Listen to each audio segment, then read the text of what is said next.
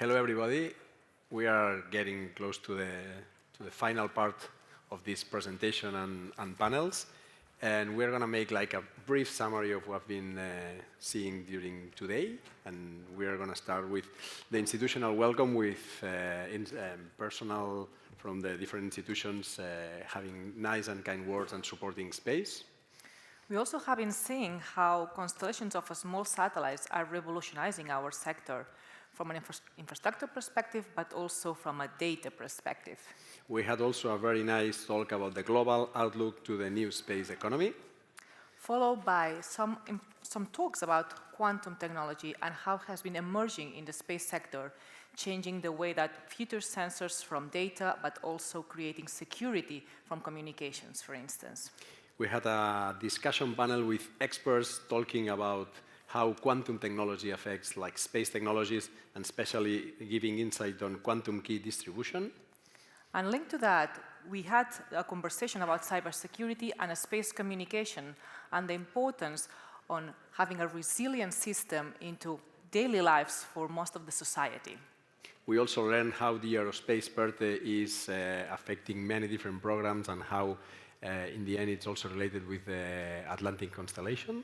And linked to the business afternoon, we follow up that, talking about the investment landscape and giving some tips and the recipe for the entrepreneurs and the business in the room on how to engage with investments and have the maximum of that relationship. And also, we heard about ESA satellite connectivity and navigation projects, and we've seen how these affect our daily life. And finally, we had a fantastic roundtable about talent, retention of talent, how to create a great team, and how important it is to take care of our people and become role models for the young generations. Okay, so that's already past, but what we have in front of us in the future, now in the very near future, we have two different things to do, which is in one side we've got the space talks. It's going to be here in this conference space room, and you will hear different people with very short talks related with space. And at the same time, there will be this B2B, B2G, and a lot of things, which will be done at the networking space B2B at the first floor. And after that, we've got the after-work event with music, and I think there's a cocktail, and it's going to be downstairs at the entrance where we had the coffee breaks. So this is arriving to the point that, Michael, you and me have to say bye to the audience, and I want to say that. Sure? Yeah, No. I have to say thank you for the organizers to give us this fantastic opportunity to be here today, to be sharing this stage with such an amazing space leader. But now is the time for Mariona, so we want to give Mariona the chance to explain what we will be seeing tomorrow in this stage. Thank you very much, Miquel Estel, and thank you for all your hard work today with keeping up the pace of this event and summarizing these amazing technical talks that we've had today. My name is Mariona Badenas. I'll be accompanying you tomorrow, also kind of summarizing the talks and letting you know about coffee breaks and drink breaks. And yeah, I'm really excited about the theme of tomorrow and following up on Joan's panel. Space is not really only about becoming an astronaut or exploring what's beyond the confines of the Earth. Space is also a multidisciplinary endeavor that will require people from all backgrounds, people from all generations, and that's precisely what we're going to be exploring tomorrow, how space can go beyond what we currently associate to this term, especially technical work, and it can help us solve really important problems that we have here on Earth. So yeah, the topic of tomorrow is going to be inspirational morning.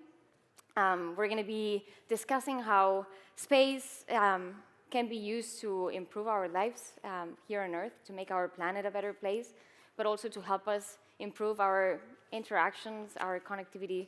We're going to talk about the global space economy. We're going to talk about business models that are driven by satellite data. We will also explore how space technologies can be used to solve or at least try to mitigate humanitarian crises. We will also discuss how space applications and space services can enable the creation of not only smart cities, but smart regions. And last but not least, we will look at the advantages of investing in the new space sector from someone who has been to space himself.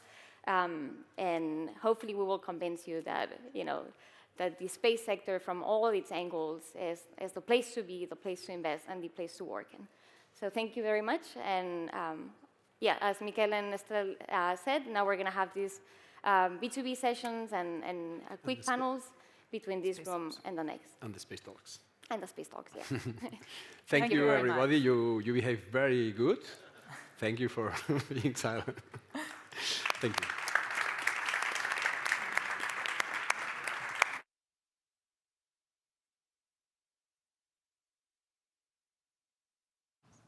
Well, thank you. Thank you for your presentation. As it was said by Miquel, now we're going to proceed to the second edition of the Space Talks. As you know, they will be very inspiring talks, very short.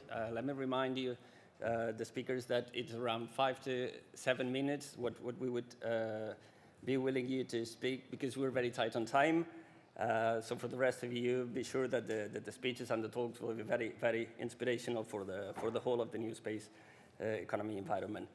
With no further ado, I just let the stage to Josep Laborda, CEO at Factual, and you will present us the project Molière Mobility Services enhanced by Galileo and blockchain.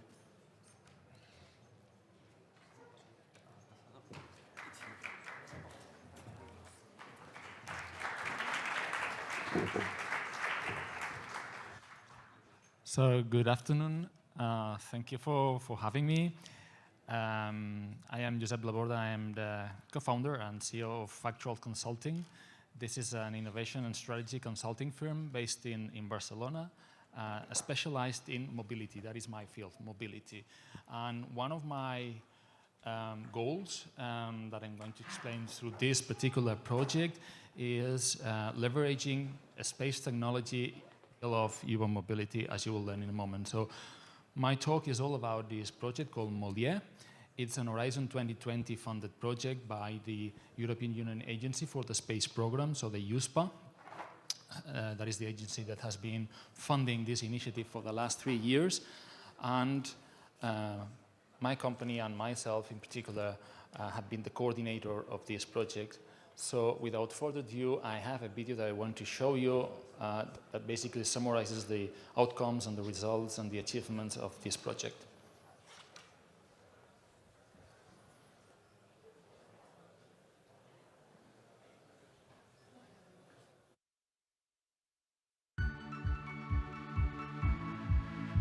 The main objective of the project is to build a mobility data marketplace, or MDM as we call it in the project, which is underpinned by blockchain technology in order to raise the profile, visibility, availability and utility of Galileo.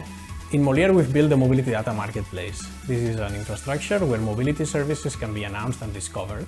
And the main novelty of this platform is that it is decentralized, meaning it's not owned by any company or consortium. Instead, its ownership is represented by holding governance tokens.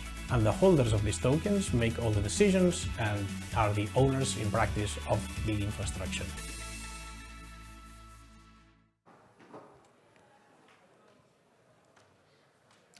So that's in a nutshell what the project was all about, but let me explain you a little bit more.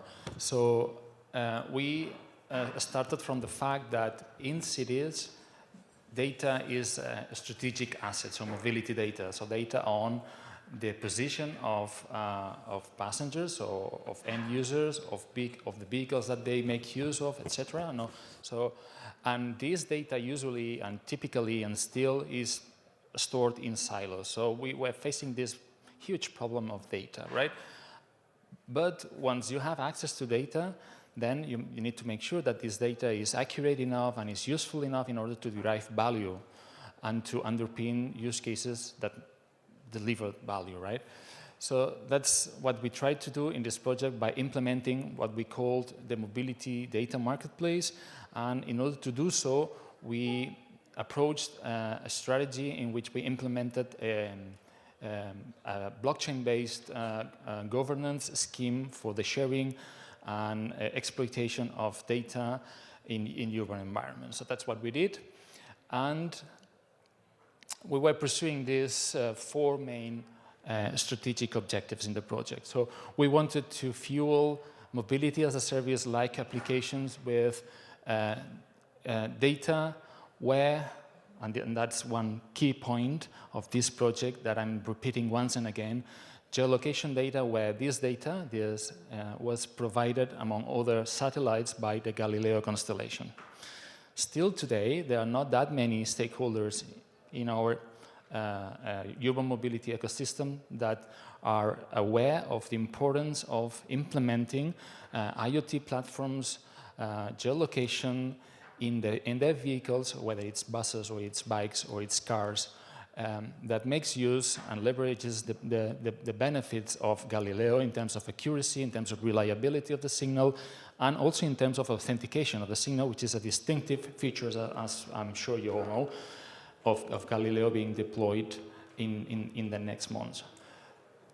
Then, of course, if you have data available and this data is used to implement applications that make sense, then you would be able to fulfill these more important objectives as to road safety and sustainability and environmental concerns in your environments through the availability of data, right?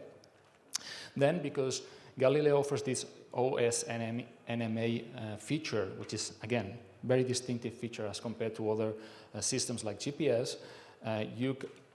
Whenever there are payments involved, for example, or there are some critical use cases where the reliability and authentication of this data is important, then using GALILEO makes a lot of sense, and we highlighted this fact in this project. And last but not least, we wanted to incentivize that more users would make use of more sustainable modes of transport in the cities, or public transport, shared mobility instead of their own cars. And again, this is all a matter, of course, it's a matter of many things, including the availability of data. I'm very proud to say that the consortium that delivered these impressive results in this project is an international consortium, but has a strong presence of stakeholders, companies, and also other entities based in Catalonia, so namely Factual, my company, but also Carnet, the UPC, the ATM, NEMI, and KETA, and then we have Osborne Clark in Belgium, so was the legal partner in charge of making sure that data would fulfill all aspects, legal aspects, GDPR and everything, when it comes to locating people and vehicles and on trips and everything. Octo Telematics, based in Italy, and DOT, it's a micromobility provider based in the Netherlands, and last but not least, IEEC, which is the technological provider that basically developed the platform.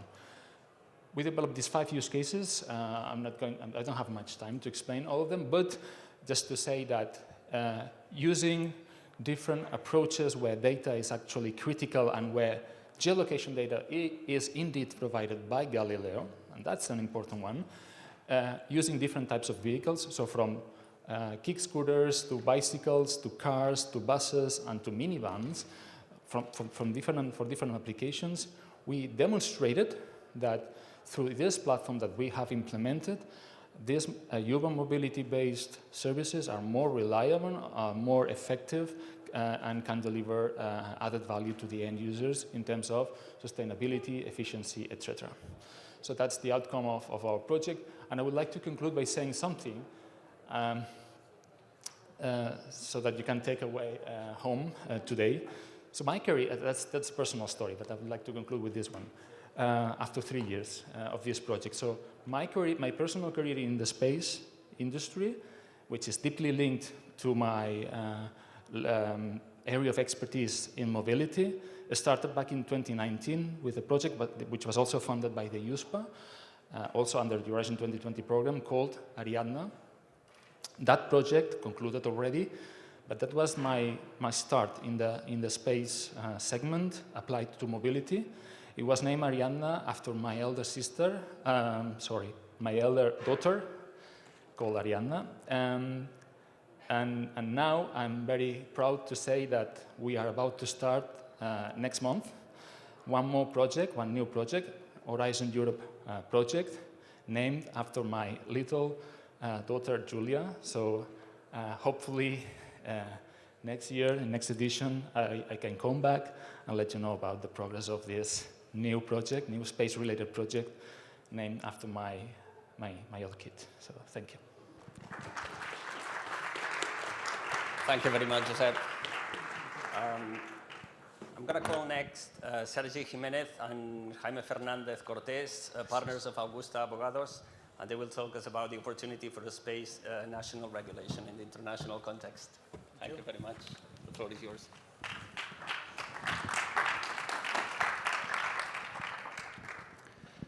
Well, I know we're in a radical minority here, but I must pick up on some statements made at the previous panel.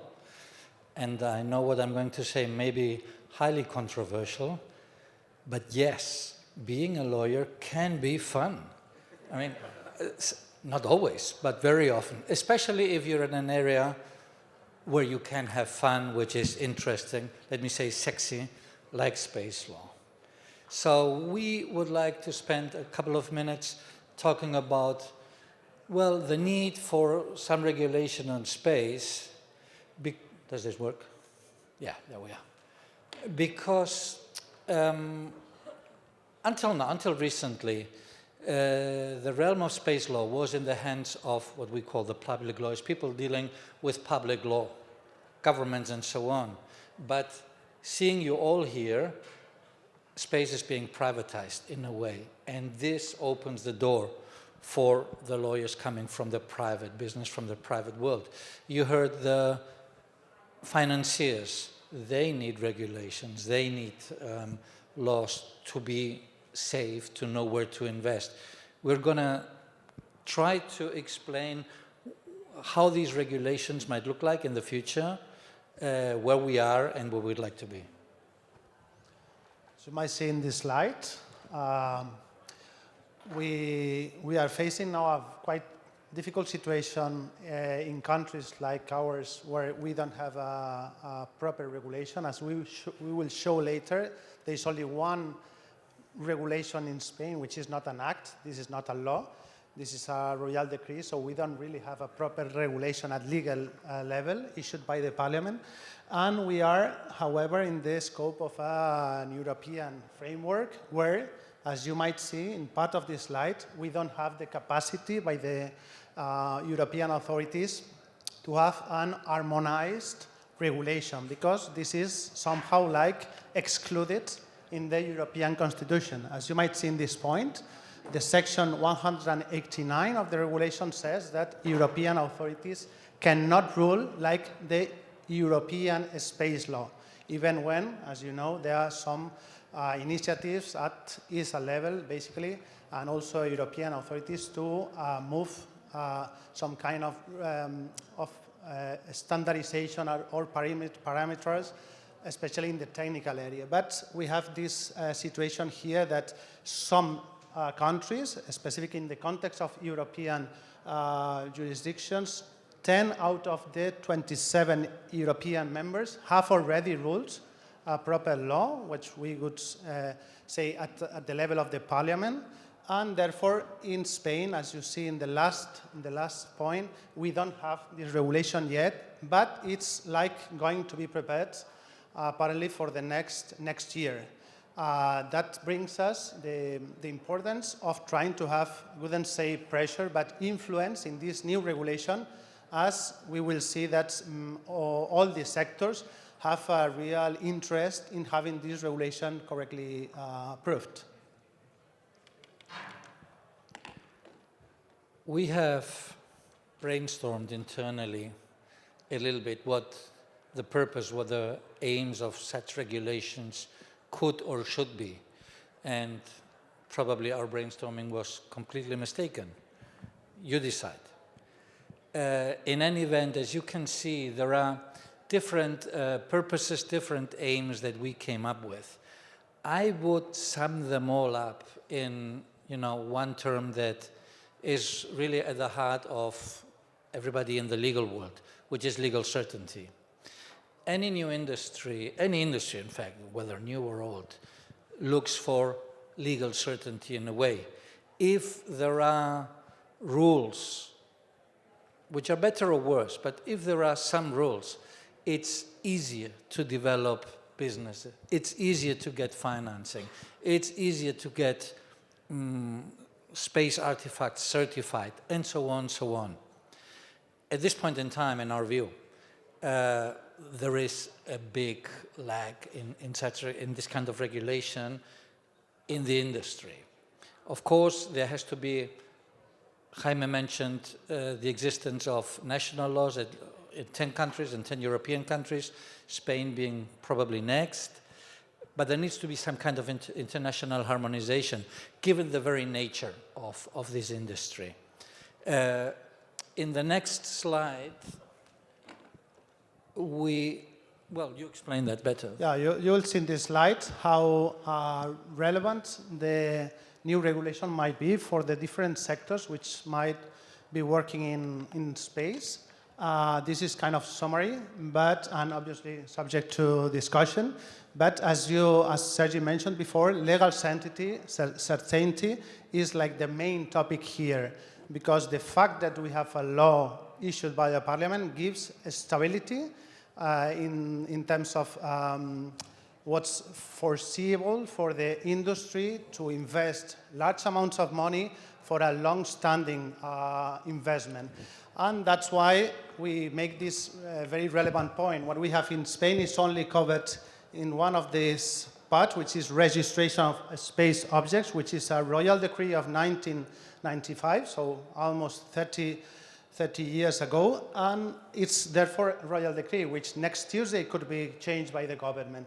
So I would say what we need here is to have a law issued by the Parliament, which is what's going to be discussed early next year in accordance with the words by the heads of the Spanish agency. I don't know if you are aware of all these different topics, but some of them relate to the operations themselves, to the safety issues, absolutely with the sustainability and space debris, but many of them also to finance and economic aspects such as intellectual property or tax and finance. Therefore, we can see that we have all different players that we saw in the previous slide might have different interests, and maybe our suggestion might be that each of them puts like this influence on the next regulation, which is going to be discussed shortly in the Parliament. As you know, there's going to be a draft regulation, which we would call Proyecto de Ley, and then this is going to be moved to the Parliament, and therefore open to potential discussion there by the different stakeholders that obviously might be invited to take place. Well, that's all. Time's up. Thanks for your attention. We're glad to take any questions you might have. Thanks. Thank you. Thank you very much. In uncertain times. I'm going to call now Xavier Lleiró, CCO and co-founder at Pangea Aerospace, and he'll talk us about the Aerospike engines. Yes, thank you very much. So I'm Xavier Lleiró, co-founder at Pangea Aerospace. I will try to go quite quickly, if it works. Okay, so at Pangea Aerospace, what we're doing are advanced propulsion systems from the Newton to the meganewton scale. We are using always green propellants, advanced propulsion, so higher efficiency, and very low cost. We are definitely the most advanced in terms of Aerospike engines, which is quite well known for its capabilities and efficiency to go up. But I'm going to talk about another thing, which is to go back. So let's dive a little bit on a trajectory, classic trajectory of SpaceX. What do they do when they come back? So if we focus on the booster, because it's easier, we see three maneuvers: the flip maneuver, the boost back burn, the entry burn, and the vertical landing. So it means that basically they ignite their engines 3 times to come back to Earth, and a 4th time, of course, to launch. We did a lot of analysis in reusability. I'm not going to enter into this. But even if reusability seems quite straightforward economically, when you look at it, it's very complex, actually, to make the numbers to be good, actually, on an economic perspective. Why so? Because you need to add weight to come back to Earth. This is called the payload penalty, so it reduces the income. You need to have operations and logistics for the recovery, so this increases the unitary cost. You need the refurbishment operations to be sure that what you launched is certified or able to be launched again. So again, it increases the unitary cost, and it has some positive outcomes, as you can increase the launch capability on the last launch if you use the SpaceX technology, or you lower the production unitary cost because you can reuse the same booster several times. So of course, it decreases the unitary cost. This is just to say that it's not a straightforward analysis as it could seem. And one thing that people tend to forget is that igniting an engine, or 3 engines in the case of Falcon 9, actually is quite expensive. So here, if we look only at the entry burn, what they do is that they ignite 3 times, so they ignite 3 engines for around 16 to 17 seconds. They burn for each of the engine around 300 kilograms of propellant per second. And you have something that is well known for people that work in rockets, which is the payload penalty. So for every kilogram that I add in mass, how much payload do I lose in grams? So in this case, we set it at 10%. Normally, it's between 15 and 20%. But if we do an assumption of 10%, it means that they are burning 16.5 tons of propellant just for the entry burn, which equates to a mass in terms of payload penalty of 1.65 tons. So this is actually more than 8 million loss in revenue just to do this maneuver. The same goes for the landing, and the same goes for the boost back burn. So it's not that obvious that losing that much money in a payload capacity is straightforward. So this is where the Aerospike actually can come up as a potential solution. So here what you see is a CFD analysis, so computer fluid dynamics that we did in simulation in the frame of an Horizon 2020 project. And then we went to the von Karman Institute in a wind tunnel that actually goes up to Mach 6, so it's close to the re-entry conditions that you will find for a first stage. And what you do is that you actually have a beautiful bow shock that protects the structure of the launch vehicle. And on top of it, if you know a little bit our technology, the Aerospike is regeneratively cooled. It means that we use the propellants that we have on board to cool down the engine. And we can still use this capability when we come back. So we are using the Aerospike as a kind of a heat shield, actively cooled heat shield, without igniting the engine. So we reduce a lot the payload penalty, and we increase the benefits for our clients that use our propulsion system. So yeah, just as a last conclusion, this idea of using the Aerospike as a heat shield has been partially validated. We want to validate it with another client on space, of course. We are doing our engines to reuse it at least 10 times. And this opens also the door to something that has been discussed today, which is down mass capability. Can you bring down actually payloads that are not used anymore or that you want to refurbish here on Earth before developing a new satellite? Things like Clear Space is doing. Thank you very much. And if you have questions, of course, I will be taking them afterwards in the cocktail.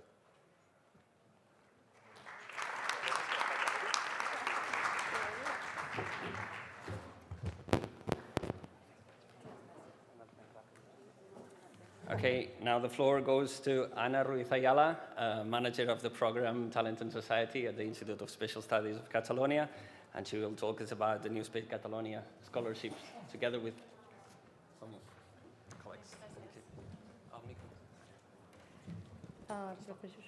S'ascolta? Vale. Okay, perfect. So welcome, I'm Anna. And it's a pleasure to me that I could explain today what is the NewSpace Catalonia scholarships. So first, I would like to put you in context. Okay, the NewSpace strategy, it's divided in 6 pillars, as you can see. And one of them is talent and society. The main objective of Talent and Society is to develop the skills, professional and personal skills, of the people here in Catalonia. So to be more in deep in the Talent and Society program, in order to make different activities, we are dividing in different age stages, from childhood to adults. And in this way, we can adapt more the activities to the needs and objectives of each stage. One of them is the advanced training for professionals, that the main objective is to facilitate the access to the space sector. In order to complete this objective,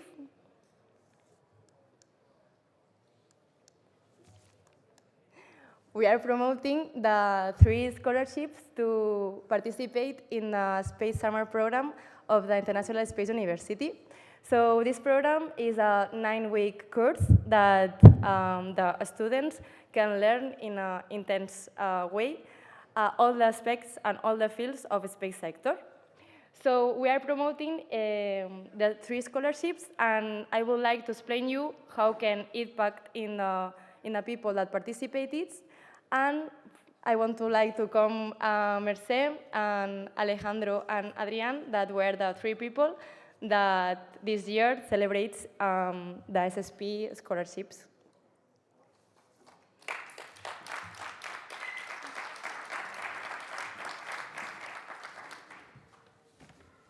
So I would like to ask them for a few questions, but I want to say to you that you can ask them in any time here today or tomorrow what was the experience for them. So I would like to start with Mercè. Mercè, what's the most valuable thing you have learned during SSP 23? Thank you, Anna. So basically, I could name a few. For instance, the top quality of the panels, the lectures, the panelists, my classmates. But for me, the most impressive thing was having the opportunity to have an experience of living in a 24/7 atmosphere in which the 3 core values of IEEC, which are interdisciplinary, international, and intercultural, were present. For me, this is the way I want to approach every single project in my career, based on inclusivity and also equality. Thank you, Mercè. Next question is to Alejandro. And Alejandro, what's the most challenging part of the SSP 23? Well, definitely keeping up with the pace. The SSP is such an intense and exciting program, and it's filled with lectures and various activities. So when you have free time, which is almost never, you also want to make the most of it with your friends and colleagues, because that's what SSP is about, yeah? So I would say trying to find this equilibrium between following the academic program, also having social life, and getting enough hours of sleep has been definitely the most challenging part. Thank you, Alejandro. And last but not least, Adrián, why do you recommend this program and these scholarships? Because I think that there are a lot of people that could be interested in. Yeah, sure. I would say that whether you are a freshly graduate student or master's student that is looking for a job, or you are an established researcher or space professional, you could definitely take advantage of the network and the community that ISU provides. And the SSP is a good entry point to that, because you will meet a lot of like-minded people and people that are also properly positioned in the sector. And moreover, when you spend like 2 months with people and doing all these things, and in such an intense program, you make friends, not just contacts, which is even more important. Thank you, Adrián. So I have some good news, because next week we will publish the new announcement of the new call of SSP 24 that will be in Houston, Texas. So stay tuned to our social networks and webpage. And yes, I encourage all of you to present it. And of course, here you have my email if you have any questions. And I think that Adrián will stay now downstairs in a table, and you can ask him for anything. So thank you, and thank you, both of you.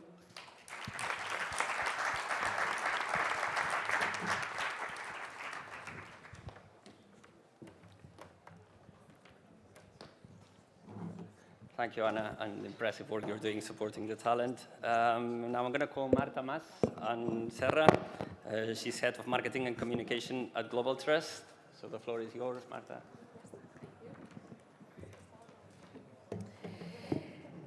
Bona tarda a tothom. Good afternoon. Thank you for staying till that late. So my name is Marta, and I'm the marketing and communications person at Globaltrust.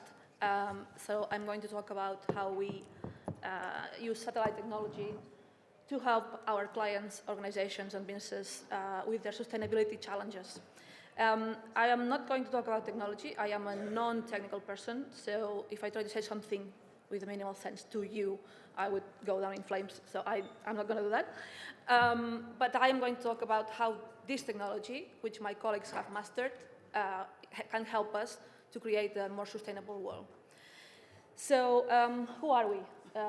Globaltrust is an organization who provides socio-environmental insights to businesses, organizations, everyone, using the power of satellite technology. We have offices in Winchester, the UK, and in Stockholm, in Sweden. And there's two of us who work from here, from Catalonia. And why sustainability? Everyone knows the answer to this question at this point. So it's a growing topic around the world. And the awareness of ESG topics, issues, has increased among customers and organizations. Just some data, because we love data as a satellite data analytics company. So we have all these numbers that I won't explain too long because it's a bit boring. But you can see a lot of climate issues are impacting new companies and old companies, and the stakeholders are pressuring companies to act on this climate change. And then we also have this big maze of frameworks and regulations, this SFRD, ESRD, CSRD, TCFD, all these endless letters that I can tell you they mean something.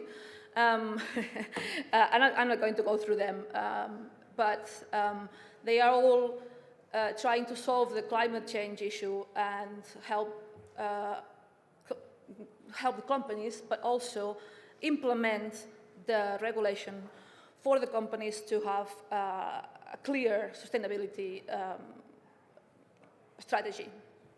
The shift now is they don't have to have a sustainability strategy, but they have to include sustainability in their business strategy.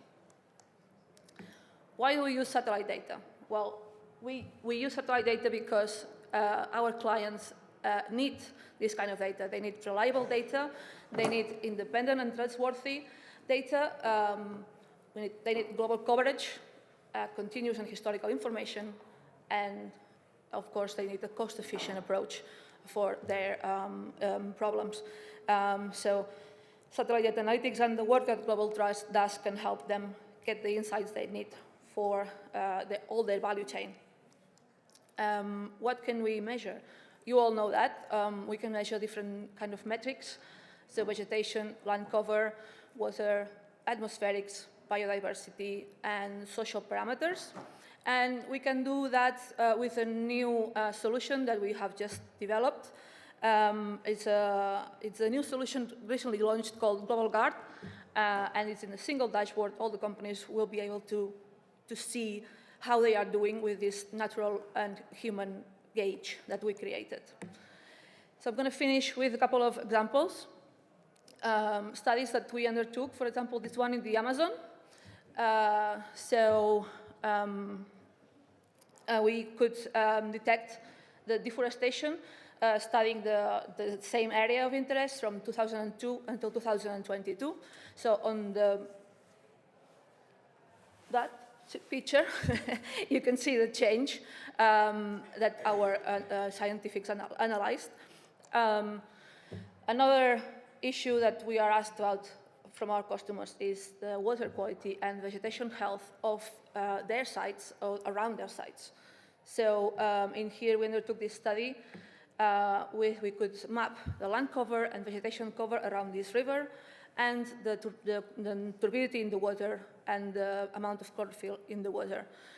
So these metrics can be used then by the companies to measure their sustainability impacts. So that's what we provide.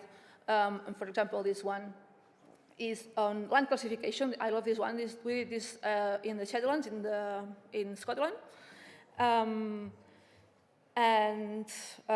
We took the same image the same day for 5 years, and we could map the land classification and how it changed and how it was impacted by the environmental stress. And the last case study I want to talk about is this one. For this project, we won the Geospatial Excellence Award at the Geospatial World Forum earlier this year. So we worked with a Swedish mining company, and they had a problem with diffuse emissions and their smelter sites. So we could map the extent of dust around their sites, helping them to solve all these pressing issues. So I'm going to stop here. So that's how we use satellite data to help businesses with their sustainability challenges. And if you have any questions about what we do and sustainability, please come talk to me afterwards. If it's about technology, don't talk to me. Talk to my colleague Estelle, who will be absolutely amazed to talk to you as well. So thank you very much.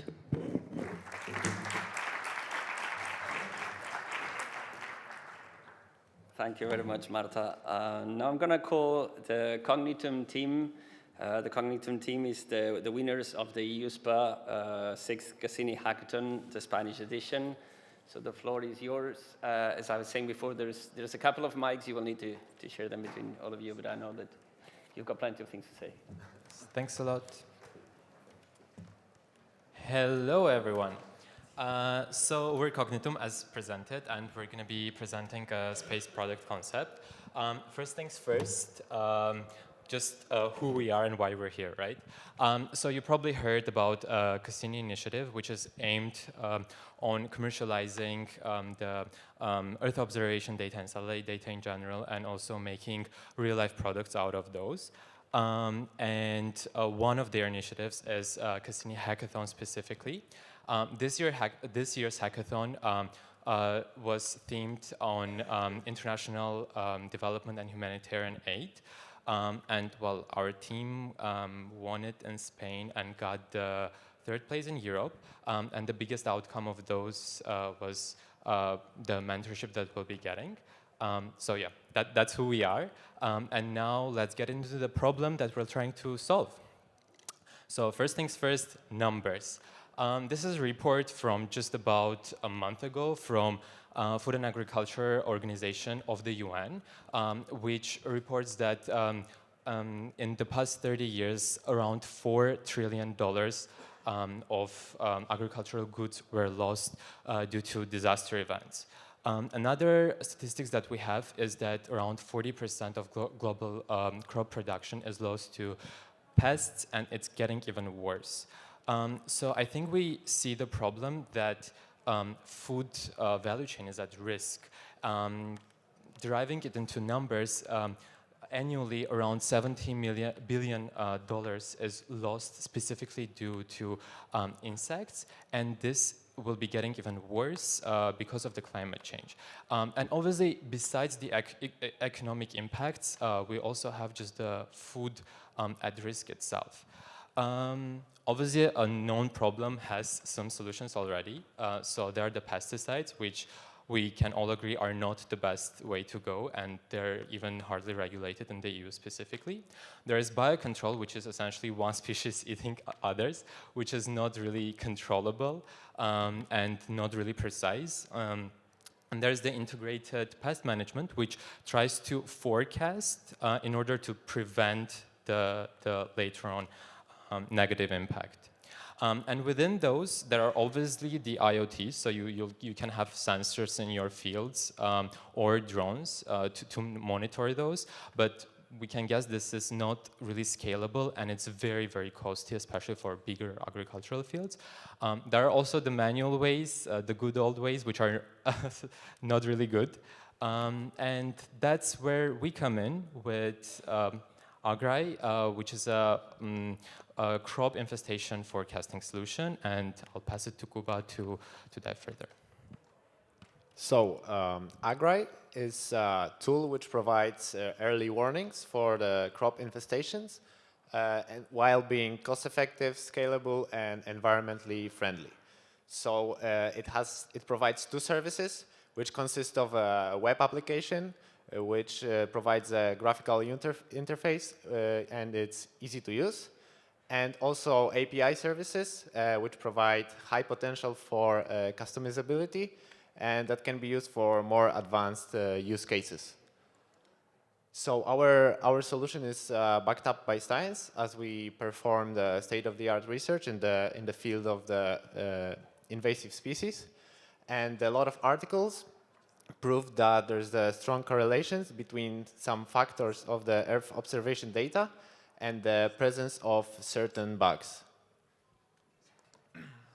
How do we want to achieve our goal? Is by combining the satellite data with the in-situ data, then passing it through some sophisticated machine learning algorithms in order to predict the risk of the crop infestation. Specifically, we have identified 4 data sources which will help us to achieve this. Of course, there's the remote sensing data, specifically the vegetation, humidity, land surface temperature, and soil moisture, but also the topography, the altitude, and the land use, as well as climate and weather data, such as wind patterns and temperature, and last but not least, the in-situ insects data.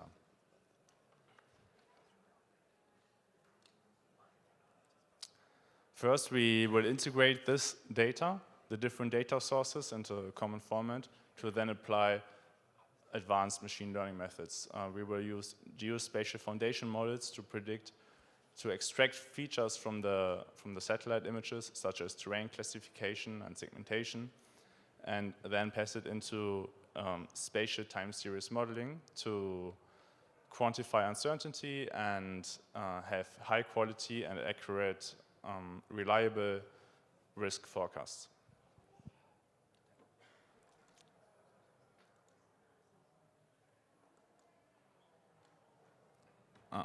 For the hackathon, we have created a prototype with a limited. No. Okay, there's supposed to be a video, but well, we have a prototype for the brown marmorated stink bug. And this is specifically using data from Sentinel-2, Sentinel-3, as well as data from the European Alien Species Information Network. And as you can see, you can just easily select a specific area, while our model predicts the risk for the specific area, and then highlights the risk, indicates the risk with a color scheme.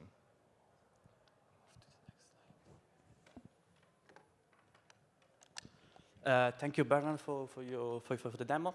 Now I want you we want to show you overall the target and the sector and the customer that we are targeting. So, for example, we can have who will be interested in prediction which area will experience insect infestation.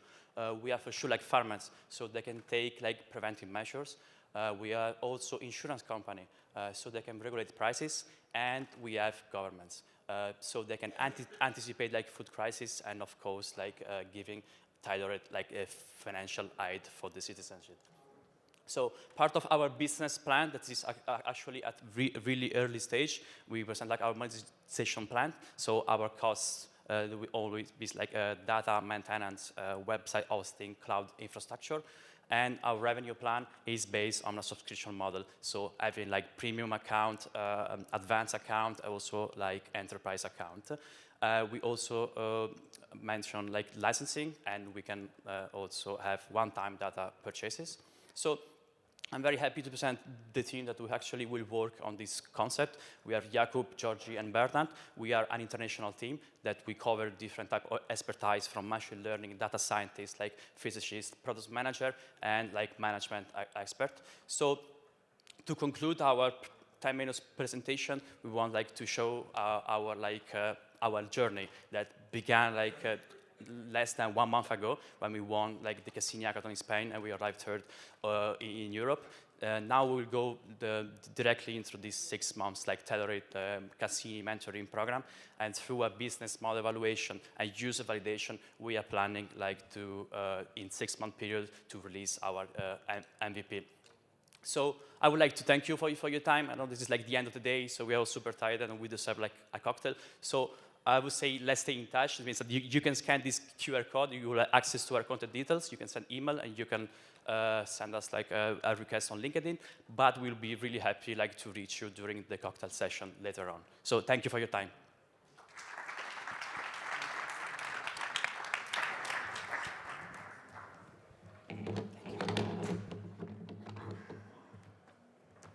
Thank you very much, Cognitum team. Impressive and good luck with your idea. I'm going to call Uma Cladellas now, co-head at Women in Aerospace, Euro Barcelona. She will brief us a bit on the work they do, and more in particular on the mentorship program. Uma.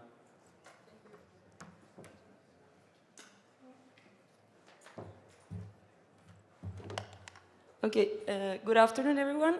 First of all, I would like to thank all the organizing team who made this event possible. It's an absolute pleasure to be here today representing the outstanding non-profit organization of Women in Aerospace. And yeah, thank you for being here.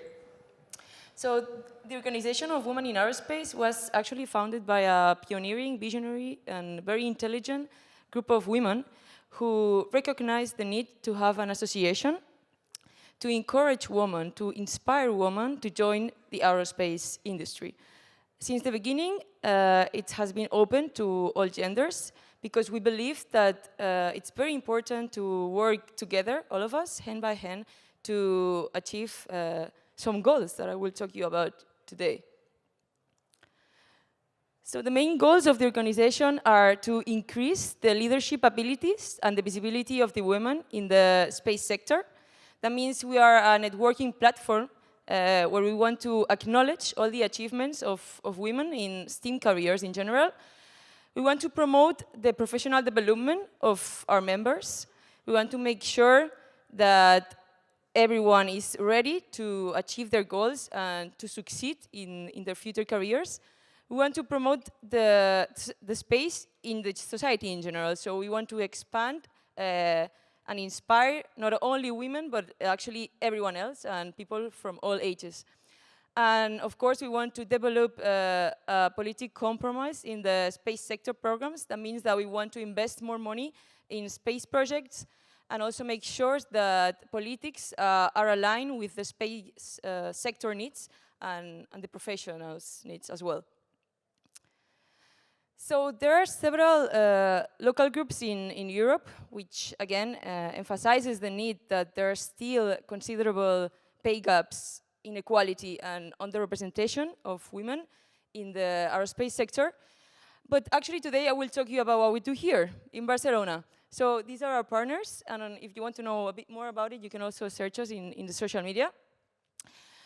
And this is my team. These are some of the women who have inspired me and everyone else in Catalonia to do successful things in the aerospace sector.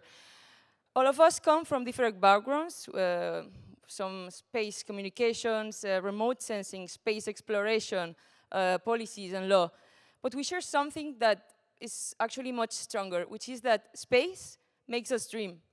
And what we dream of is a modern society with gender equality and inclusion. So we have a thematic focus. We do several activities and we have several initiatives. We do some roundtables to inspire the younger generations to succeed in their careers. We have familiar workshops. We have talent events to make sure that people is aware of the achievements of all these women. And also, we've started this year a podcast program where we interview different leaders, women in the aerospace sectors that also are actually helping us to inspire the young girls who also want to succeed in a space career. And today I will talk to you about the mentoring program that we are also starting. So in the mentoring program of Women in Aerospace, we want to establish a relationship between a mentor and a mentee. The mentor is an expert in any sector of aerospace, in any aspect. It can be technical, it can be scientific, it can be social, or even languages, as we've talked about it today in some of the panels. And we want to allow this expert to guide a student which is in the last year of high school and doesn't know how to make the transition between high school and a career path, because nowadays there are many options. We know there's many and several careers that we can choose from, but sometimes it's difficult to know about them and how to actually pursue any of them. So this program will help them achieve their goals. There's a lot of benefits in mentoring, but just to mention a few, it improves your interpersonal and communication skills. It allows you to connect with people more easily. It also helps you develop the leader you have inside of you, but sometimes it's just hidden. And it helps you, because also it's very important in career growth and in advancement for the society in general. It also empowers and it increases your confidence and your motivation to go towards all the goals that you set your mind to. It also helps you with personal growth and to give your best. And also it helps you acquire different perspectives. You start to see things from different points of view. And also you learn how to approach problems from different points of view. And also, of course, the experience itself of being involved in such a program, which is unique. Just to mention a few of the roles that we want for a mentor or for a mentee, the mentor is supposed to guide, direct, motivate, and also enhance the mentee's skills, and also to address any doubts or difficulties that may arise during the process. Also, the mentee, on the other hand, needs to be willing to learn, needs to be proactive and ready to face any challenges. Also needs to be self-aware and identify the needs and what is expected from the mentor. Also communication, which is, it's very important to communicate any doubts or concerns to the mentor that may arise as well. So in order to establish this healthy relationship between mentor and mentee, it's very important that these 4 pillars are met. Reciprocity, this is a game of 2 people, both benefit from it. Communication, as I mentioned, is also very important. Also reflection, to be able to reflect on the experience, to learn, to grow, and to improve. And also the cooperation aspect. It's both of us, so we both work towards our goals and we face any challenge together. This is a bit of the timing. We have 4 phases. The first one was defining the program, launching it. Today I'm introducing you to it. Then we have phase 3, which is actually the activities. What we're planning to do is 1 activity per month. That means the mentor and the mentee will be able to talk about whatever topic they're working on. And also we'll have different roundtables spread within the program, one in February and another one in April, and then in June we will have the final feedback session where we will share all the experiences also to improve in future editions. So yeah, thank you so much. I encourage you to join the mentoring program, both as mentor and as mentee. And yeah, we know that there are a lot of things to be changed, and we are here for it. We can pray as if everything depended on God, but most importantly, we should work because actually everything depends on you. Thank you.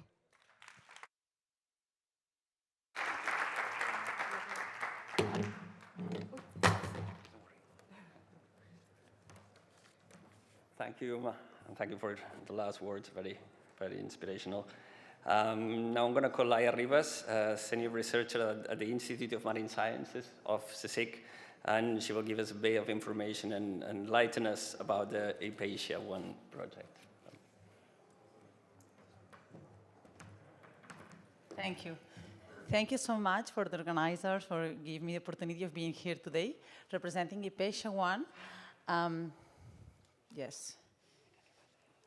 So one of the main problems in our society is the low number of women that are involved in the STEM careers, and it's even worse when we talk about the space-related science. So a group of 9 Catalan women related to space science, we decided to promote these STEM careers roles and involving girls and kids, girl kids and women in STEM careers. So what we did was to travel to the MDRS, the Mars Diesel Research Station, last April this year. And the MDRS, what it has this station with different facilities that we were living like being astronauts for these days. So we brought our projects and we were developing there now in these facilities. There is a pointer here? Oh, no, there is no pointer. Okay. So, so one of the limitations that we had to live during these 15 days was the amount of water. We had this big tank with 2,000 liters of water. Our engineer crew had to check every day the level of the water, and we did very, very good job because we only spent less than 14 liters of water per person and per day. So this is very low in comparison of the restriction that is going on today in Catalonia, that is 10 times less than what we've been using in US. So this is a good example that we can really decrease the water that we are using in our country. Another limitation was the food. The food was a kind of difficult thing because we had to be fed by dehydrated food, so we also had to learn how to cook and how to prepare. You can see this picture here with our storeroom that we had this dehydrated food, like the fresh food, the fruit, or the butter, and we also had some fresh food that was coming from the Green Hub. I was super lucky because I was the Green Hub officer. This is me taking care of the plants. So it was a privilege of watering the plants every day. But just to have you imagine how was the fresh fruit amount that we were eating was just half of tomato cherry per day and per person. There was not too much, but we survived.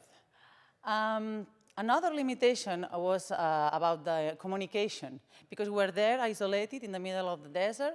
So we only had internet 3 hours per day, was the last part of our days, where we had to connect on Earth, and we had to also had to some daily reports. But all of our communication inside the station, but also outside the station when we did these expeditions, were doing these radios. And here you can see this picture with us looking at the window of the airlock, getting everything ready for our crew members that went out for the expedition.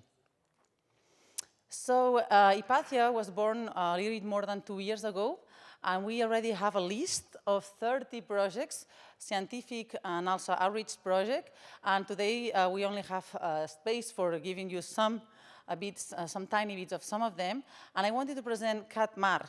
CatMar, it's coming from Catalonia and Mars. So the idea is to join Catalonia with Mars. This is an outreach activity, and that we want to bring to the schools is addressing the question whether there is life on Mars or not. So what we did was to get some Martian samples from the desert. So here you can see one of the days that we went for the expedition. This is me with this spacesuit that you can see that we were this was very heavy backpack. It was refrigerated, but it was very tiring every time that we went outside. And we were collecting samples from the Martian desert, collecting these samples. And you can see here it's a very spectacular view because it's like being you on Mars. No? It's very dry, it's very red, so it's very real.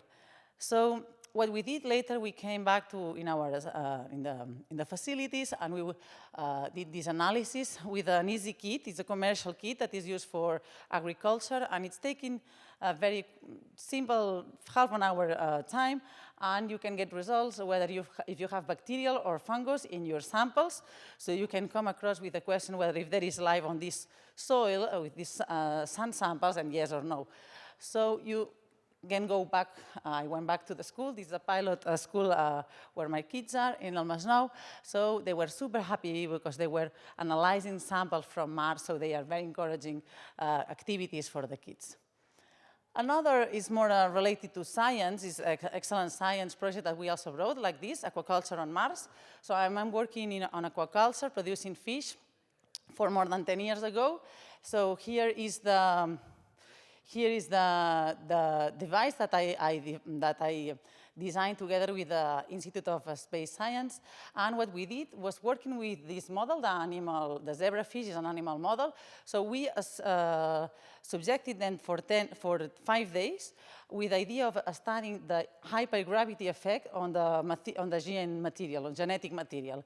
So I brought these samples to the MDRS. Here is me analyzing these samples with a small sequencer that you can sequence the genome, you can sequence how the genes are altered, and this is me imagine myself in the next future doing some aquaculture on the space, looking through the window and looking on Earth. Then another project was led by Neus. She's a physician, and she is interested, she's an expertise in batteries. She was interested in our urine, so she was collecting our urine because she wanted to get energy to this power, to these batteries. So later,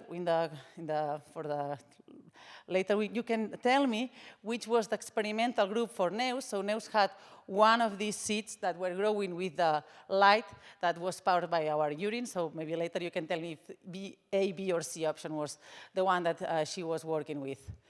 Then we also had Ari. She's working in NASA. She's a mathematician. And because I thought that the audience would be interested, she was studying the different satellites and possible GPS that can go around Mars. So she was also working in outreach activity related to this GPS. And also, we're very lucky because today already Joan Dalmau presented our card games. So our card games was done by Anna. Anna, she was drawing very nicely our project. She's also a crew member. And you can have, if you don't have Christmas presents, so you can have one of those because you can help us with getting some of these. And we also will have some discounts, special discounts for you. So we will give you some cards with a special code and with discounts. So please let us know that we can give you the special discount. So we are very happy because we didn't expect to have this impact. It was extremely high impact where we had this project. So we were in the front page of most important newspapers in our countries. So we also even had to contract to hire a company to take care of all these immediate impacts. For example, we had more than 130 million people audience, or in more than almost 500 news, so it was quite very important. So we were invited by some authorities also, like the Catalan president of the Senat de Catalonia and the Consulate of the United States and here in Barcelona. And it could not be possible without the collaboration and the sponsors of more than 50 companies and entities, so thank you so much. But now next in 2015, we have already announced Hypatia II.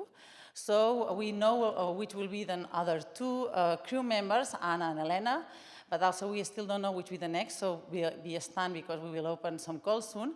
But please also, if you want to be enrolled in this new Hypatia II as a sponsor, so please let us know. Also let us know if you want to sponsorize some of our science or outreach projects, so thank you so much.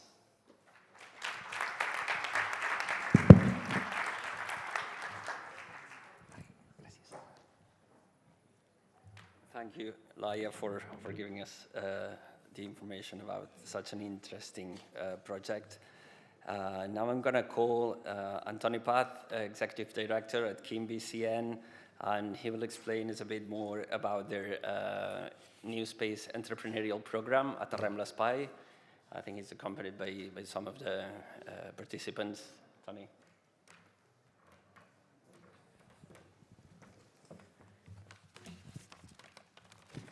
Well, good afternoon, everybody. Thank you for this opportunity. Thank you, Jordi. I'm Antoni Paz, Executive Director of Knowledge Innovation Market Foundation, and one of the members of the organization, as well as most of you know. And now I'm here with three special guests to talk about Aterrem l'espai. What is Aterrem l'espai? Aterrem l'espai is a program supported by the Catalan government. 2023 is the second edition of this program, and it's a program designed to promote entrepreneurship spirit and explore the exciting opportunities within the space sector. I would like to say you that Aterrem l'espai can open new doors for those looking to identify opportunities, validate them in the market, and present them within the vibrant Catalan innovation ecosystem. This program isn't just for space experts, as you can see. It's tailored for students and tech professionals, or visionary entrepreneurs. In summary, Aterrem is not just a journey to space, but a journey into the future of business. But now, let me introduce you to some remarkable individuals who have directly benefited from our program.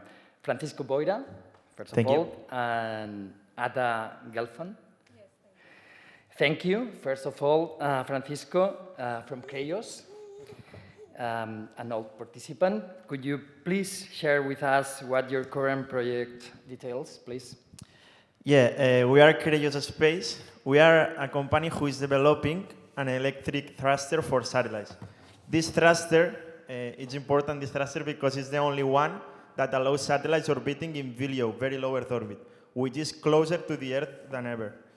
And at the moment, we are the only company that has validated the two parts of the prototype in the laboratory, and which is an important milestone. And we plan to go to the market by 2026.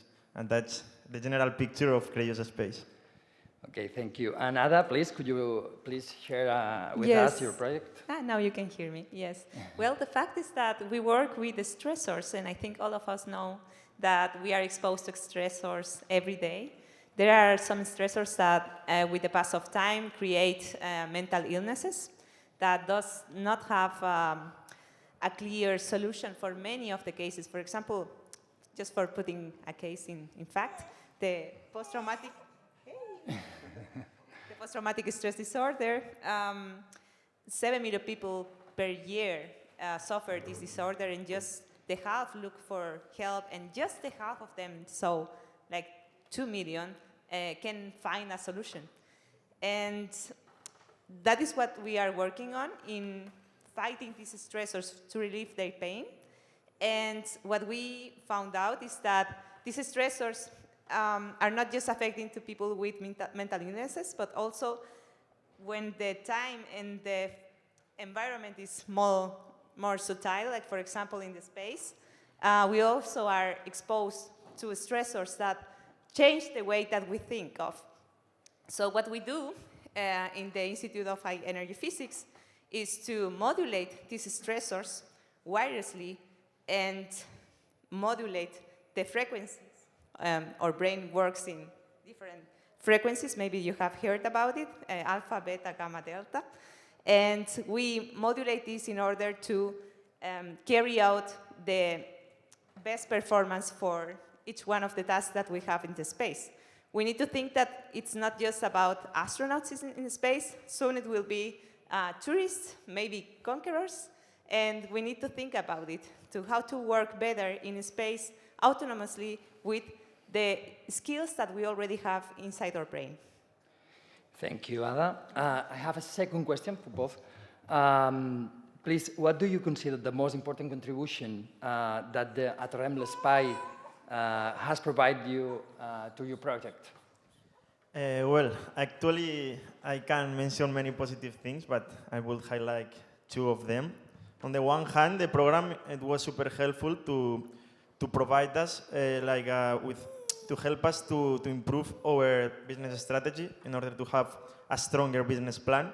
And on the other hand, it was also super helpful to have access to many mentorships and connections from very experienced and recognized people in the field, which is super important when you are a startup.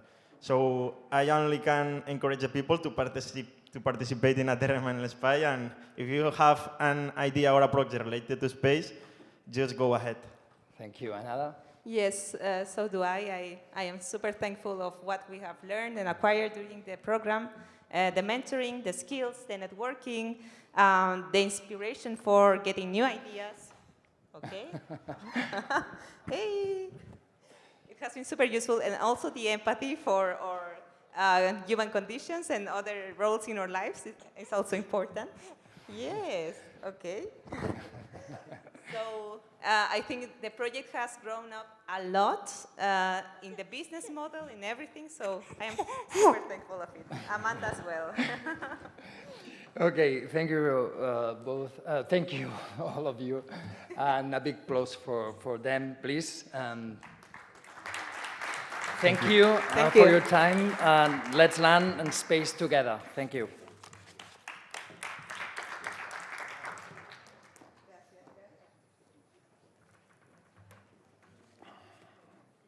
Thank you, Antoni, Francisco, Ada, and the special guest as well. I'm just going to call now Juan Pedro, co-founder and CTTO at Earthpulse. He will present us there's a spy chat. Juan, the floor is all yours.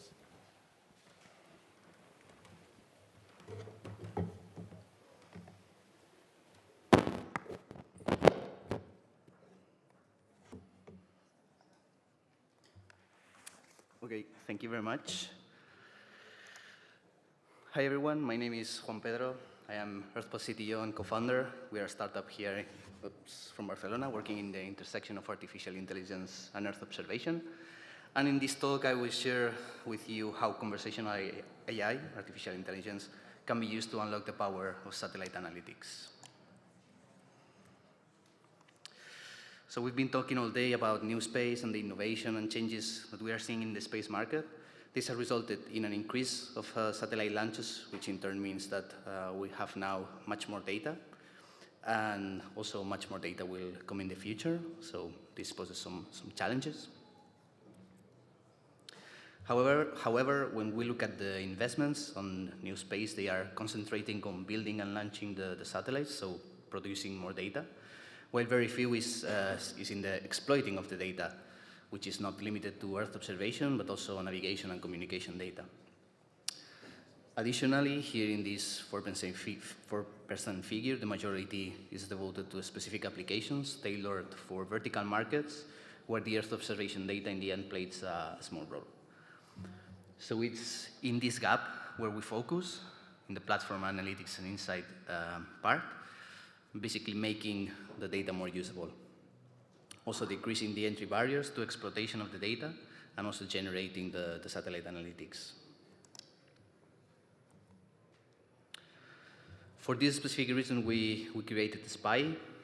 SPY is a satellite processing engine powered by artificial intelligence, which streamlines the generation of satellites analytic. This includes simplified data access, so you don't have to fight with different data providers. Also ready-to-use algorithms, including, of course, artificial intelligence-based algorithms. And also with abstracted cloud deployment, so you don't have to know about this. SPY is providing the ability to build Earth observation-based applications for everyone. To do so, we offer different entry points depending on the type of user you are. So we have, of course, a library. So if you're a coder, you know how to build applications, you can just use it. We also have a graphical interface, no-code builder, where you can, in a no-code tool, build your applications. And of course, the Spy Chat, which is the main topic of the talk, which is the conversational AI. Space Chat is based on generative artificial intelligence, like ChatGPT, but you can ask questions about Earth observation. So the LLM behind the Spy Chat knows about Earth observation data, the algorithms, it's read the scientific literature, and also knows how to use our code, our tools, and also our APIs to build applications and help you and assist you like a co-pilot when generating satellite analytics. So let's see different examples of this in action. These are supposed to be videos, so I don't know if someone has to play the video. Let's assume you are a decision maker, a risk manager in an insurance company with no digital skills, no data, no coding skills. But however, you need to know as an insurer how exposed are your assets to climate risk. So you can improve the underwriting policies, claims, for example. So you can ask to score your portfolio depending, for example, on fire risk or other risks. And you just ask for it and get the results. Let's say you now are a data scientist working at a company with clients, such as water entities or any other utility company. You have some coding skills, you know about AI algorithms, but maybe you are not familiar with Earth observation data, but you want to include that in your workflow. You can ask a Spy Chat to, for example, monitor water quality in a reservoir, and also the code for that, so you can take the code and put it in your pipelines, or even deploy this as a standalone application. And as a third example, let's say that you are an Earth observation data expert. You know about this data, you know about the algorithms, but maybe you don't know how to build applications based on this data, user interfaces, APIs, and so on.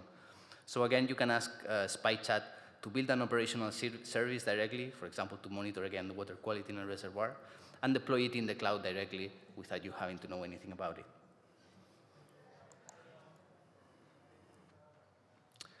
Yeah, so these were some examples of how conversational AI can unlock the power of satellite data, and how we at Earthpulse are working towards making this future a reality, hopefully sooner than later.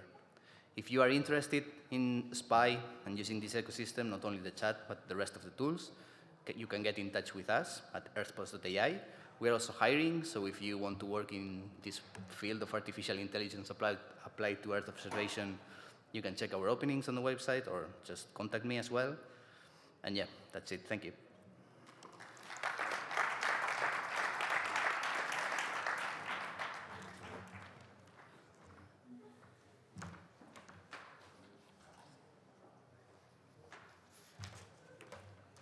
Thank you very much, Juan. Now I'm going to call Jan Perera, project manager at Laar and Perera. He will give us a very interesting talk about the architecture in space. Jan, the floor is all yours.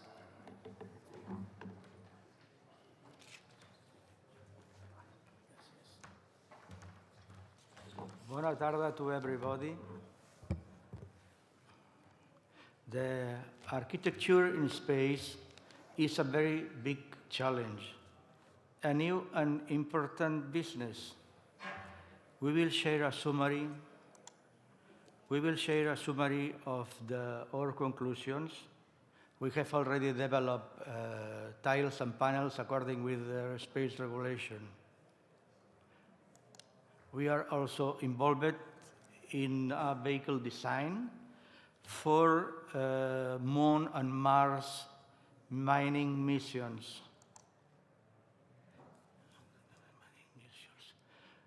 We will divide in two parts or two chapters: the space itself and the surface and the other planets.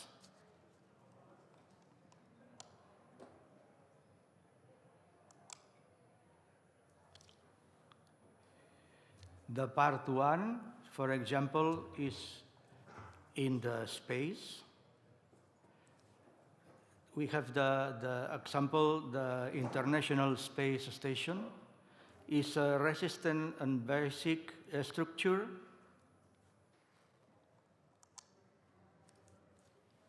Another chapter, another topic is the hotels, laboratories, factories at sea.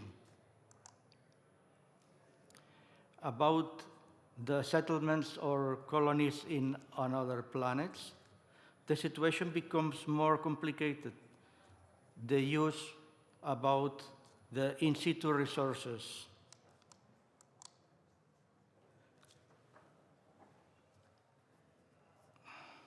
A lot of factors will be make understand the complexity, because it won't be easy to make it habitable for humans, almost impossible.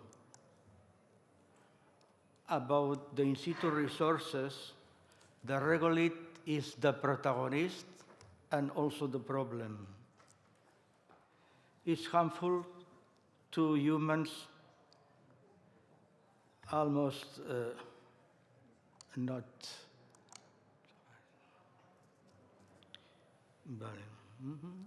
Not all materials are capable to resist the inhospitable conditions. Our proposal is that settlements will build with a dry stone wall system. Also, there are other examples of constructions on rocks and underground cities. For now, it seems there are nothing on the Moon and Mars surface. There is something or there ever was something is underground. Thank you very much.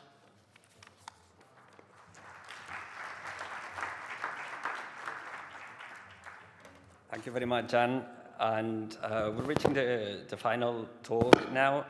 And I'm going to leave the floor for the last intervention to Santiago Garcia and Carlota Barrufet, senior consultants of European R&D funding at ACCIÓ. Well, they will talk us about how to ignite space projects through the Horizon Europe program. Santiago, Carlota, the floor is all yours. Go ahead. Thank you very much. You can use Okay, thank you very much. So, good evening to everyone. And first of all, we would like to thank the organizers of the NewSpace Congress for having us tonight in these space talks. And please let us introduce ourselves. We are Carlota Barrufet and Iago Garcia-Horley from ACCIÓ. And today we're going to talk about how to ignite R&D and innovation space projects through Horizon Europe funding opportunities. So, first of all, in this talk, we are going to cover these three topics that you can see on the screen. In this case, Horizon Europe, Pillar 2 and Pillar 3 funding opportunities. So let's start with the first point. As I guess you are aware, Horizon Europe is the European Union's R&D and innovation framework program for 2021 and 2027 with a total budget of 95.5 billion euros.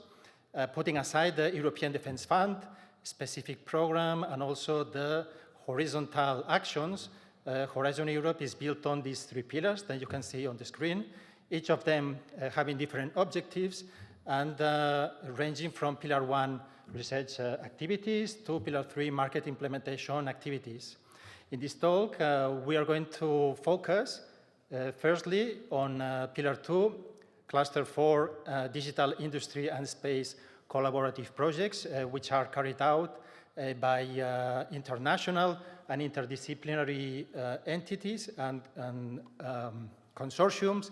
And secondly, we are going to focus on the Pillar 3, European Innovation Council Accelerator, that's to say DAC accelerator projects, which gather the participation of individual and innovative companies. So let's move on to the second point, which is the Pillar 2, collaborative projects funded under Horizon Europe. In this case, these sort of projects have got some specific participation rules. The main ones are the ones shown in this screen. Project proposals in this kind of projects have to be submitted by a consortium of at least 3 independent entities from 3 different EU member states or associated countries, where these entities can be from SMEs, corporates, RTOs, universities, or public administration as an example. The project budget exceeds 500,000 euros in most calls related to these collaborative projects. The projects are linked to a specific type of actions. The main ones are the ones shown on the screen, research and innovation actions, with a TRL that usually moves from 3 to 5. The second main type of action is the innovation actions with a funding rate of maximum 70% for profit-making entities. And the TRL in this sort of projects ranges typically from 4 to 7. And the last type of action is, the main actions is the coordination and support actions. The duration, estimated duration of these projects is between 1 to 5 years. The process approach is top-down. That means that the consortium has to deal with projects that have to fit with the specifications proposed by the European Commission. And last but not least, is not the consortium itself who owns the results of the projects, but the individual beneficiaries who generates them. So now that you have an idea of the main criteria to participate in this sort of projects, and where to find the topics related to space? Well, the answer is in the 2023-2024 Cluster 4 work program that you can see on the screen. More specifically, in its Destination 5, well, you will find 4 topics with an ID number that includes 2024 space. These topics have got all of them deadline 21st March 2024 and a total budget of 46.30 million euros. And additionally, there are 5 calls for proposals under the direct management of the EUSPA Space Agency, and these topics are the ones listed in the screen with the ID number that includes the EUSPA 2023 and deadline 14th February 2024 and the budget shown on the screen. So in this slide and the next one, you will find listed the topics that I have already mentioned. Given the available time, it's not possible to go through all of them, but these topics are related to the evolution of Copernicus services, the innovative space capabilities linked to quantum space gravimetry technologies, to the targeted and strategic actions supporting the EU space sector, and also with the development of downstream applications linked to EGNSS, Copernicus, and GovSatcom activities. So once you have identified your topic of interest, we can support you from ACCIÓ in the different stages of your project's life cycle with the services such as a partner or coordinator search, the review of proposals together with the NCPs, also with the review of the consortium agreement with in-house lawyers, and even with the exploitation of the results. So now I'll give the floor to my colleague, Carlota Barrufet, who is going to talk about the Pillar 3 funding programs under Horizon, under European Innovation Council. Thank you very much, Iago.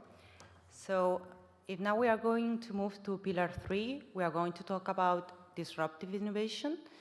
And EIC, European Innovation Council, has the most ambitious program in Europe. It has a budget of 10 billion euros to identify, develop, and scale up the most disruptive products and services in Europe. Basically, today, the EIC is the largest deep tech investor in Europe, and from ACCIÓ, we are encouraging companies to adhere to this opportunity. So EIC, it's mainly split in 3 different instruments. We have Pathfinder, Transition, and Acceleration. It's divided depending on the technology readiness level. So Pathfinder, it's for projects that are between TRL 1 and 4. The grants go up to 3-4 million euros. And then we have Transition from TRL 4 to 6. Grants can go up to 2.5 million. And then we have the Accelerator. We have dedicated services in ACCIÓ to support companies in get this kind of funding. It's a blended program. It has 2.5 billion for grants, and then there is the EIC fund that can enter as investor with equity or quasi-equity instruments and can go up to 15 million euros. So from ACCIÓ, really quick, I belong to the startups division, and from startups we can advise startups and scale-ups in different services like access to the ecosystem, the local ecosystem. We have also access to finance, public and private. We can also connect to our qualified investors at local and also international level. We are working with different investors network at European level. And then we have funding instruments, specifically from ACCIÓ, like Startup Capital and KIMbcn. And then access to markets, we have more than 40 offices around the world. So we can also connect with more than 100 markets around the world. And then access to learning. We have also mentoring services and startups and scale-up talks that are organized in a monthly basis. So basically, that's all from our side. Thank you very much for listening. Here we have put also our details in case you need further information. Thank you.